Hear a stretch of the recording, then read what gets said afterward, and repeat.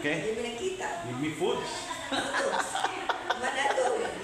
Oh, Sister Paul Marie, the one who assists me for my lunch. What's that? It's munggo. Oh, okay. It's like a steak. The stroke, ha? Munggo. Yeah.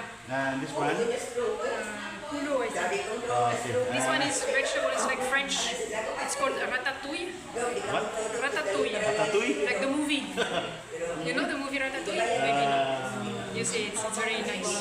It's the same. Okay guys, Sister Paul Marie, the one who assists me for my lunch today here in St.